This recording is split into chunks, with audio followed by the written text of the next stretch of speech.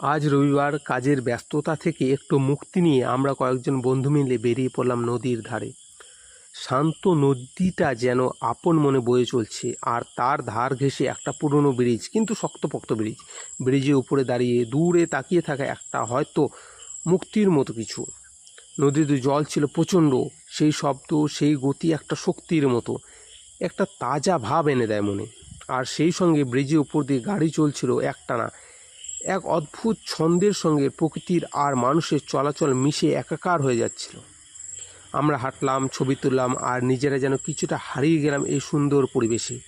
জীবনের ছোট ছোট মুহূর্ত আসলে বড় হয়ে যায় যদি মন দিয়ে তা অনুভব করা যায়। প্রকৃতির সঙ্গে কিছুটা সময় কাটিয়ে আবার ফিরছি জীবনের সন্ধে, সাথে আমাদের আছে ললিপপ হাতে। আজ দেখো আমরা নদী দেখতে আসছি। কোথায়? এই যে নোংরা কাঁচড়া ফেলবেন না, এটা রাস্তা দিয়ে আসলাম। এই যে নদী, বর্ষার সময় নদীর জল ভর্তি হয়ে গেছে। ললিপপ চুষছি আর নদী দেখতে আসছি। আরেকজন আছে, এই যে দেখা, থোপড়া দেখা। বল কিছু বল, নদী সম্পর্কে কিছু বল। এটা একটা ভয়াবহ নদী, এখানে অনেক জল আছে, অনেক স্রোত আছে নদীতে। মাছ আছে, আমরা মাছ আছে, অনেক বড় বড় মাছ আছে, কুমিরের মতো মাছ আছে। আমরা ওটা ধরবো বলে এসেছি, কিন্তু অতটা জল হয়ে গেছে, এটা ধরা অসম্ভব আমাদের কাছে এখন। সিসিলিয়ান ধরতে এসেছে এখানে সিসিলিয়ান ধরতে এসেছি, সিসিলিয়ানটা রাত্রেবেলা বেরোয়, কিন্তু আমরা তো ভুল করে চলেছি দিনের বেলা, এই জন্য অসম্ভব। এই জন্য আমরা একটু চেষ্টা করছি সিসিলিয়ান ধরবো এখন। খা জল খা, ভালো জল রে। ললিপপ খাতে খাতে ব্রিজের উপরে হাঁটার মজাটাই আলাদা।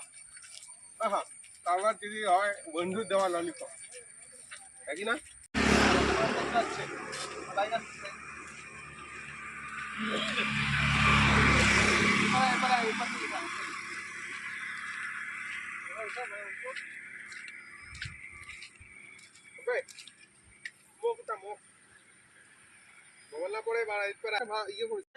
আমরা নদী দেখতে আসছি, যে নদী ব্রিজ।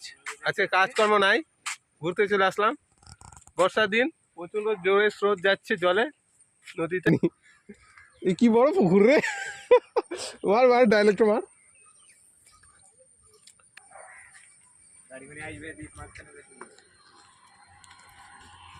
ওকে,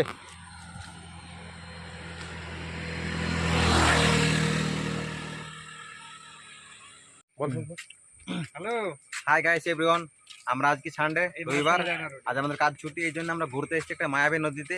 এখানে অনেক জল পড়েছে, আমরা এই জন্য 3-4 জন বন্ধু মিলে নদীতে ঘুরতে এসেছি। রাস্তা বাইক আসছে, বাইকটা ছাড় দিয়ে একটু না দেখুন না, তুই এটা কথা একলা অ্যাড করবি, অ্যাড করে বলবি।